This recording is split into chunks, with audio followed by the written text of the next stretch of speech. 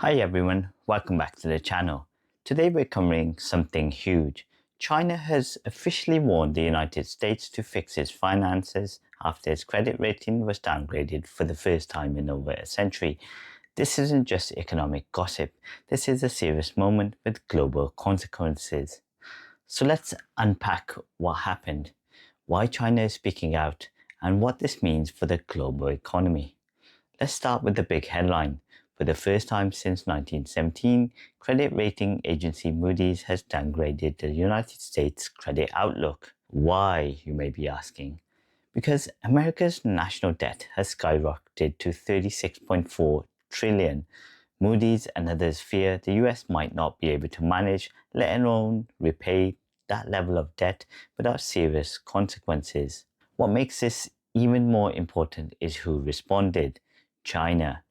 Normally cautious about commenting on other countries' internal affairs, Beijing issued a rare public statement via its foreign ministry. Spokesperson said the US should adopt responsible policies to maintain international financial stability and protect global investors. This could be translated as "Get your act together, Mr. Trump." China is the second largest holder of US debt, and when they speak up, people listen. And they have every reason to speak up. In the last financial crash, when the US financial system collapsed due to unchecked greed and risky banking practices, China stepped in. It bought over $2 trillion of US debt, primarily by investing heavily in the US Treasury bonds. Back in 2008, China played a significant role in managing the global financial crisis through several mechanisms and passed a $586 billion domestic stimulus to keep global demand alive and reduce the impact of the financial crisis.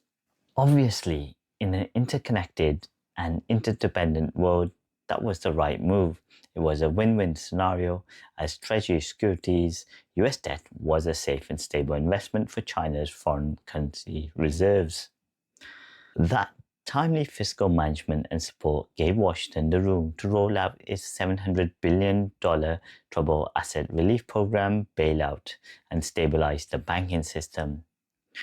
Here's the difference. In China, corrupt or reckless bankers face heavy punishment and even the death penalty in some cases.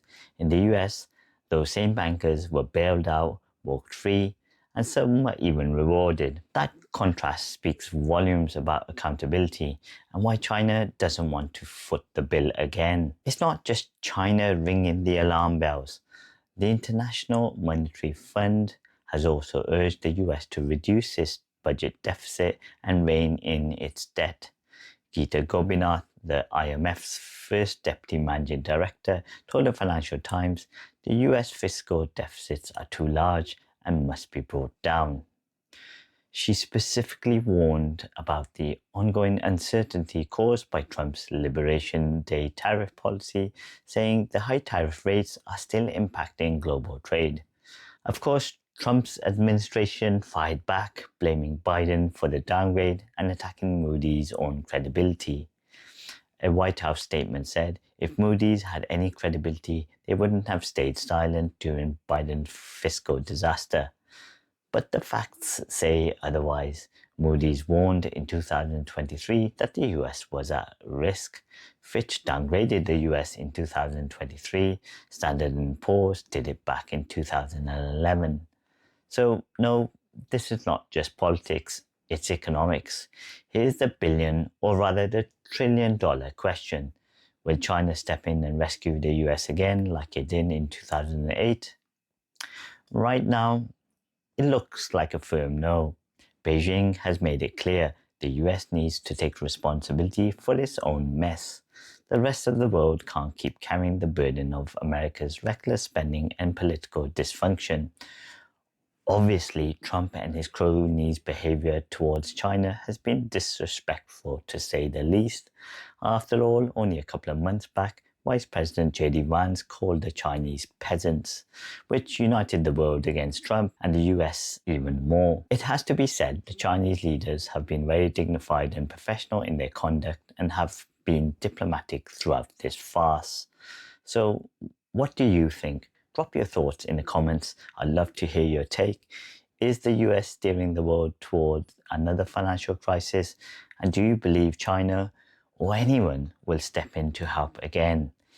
If you got any value from this breakdown, do me a favor, subscribe and hit the bell so you don't miss the next deep dive into global finance and power shifts. Thanks for watching. I'll see you in the next one.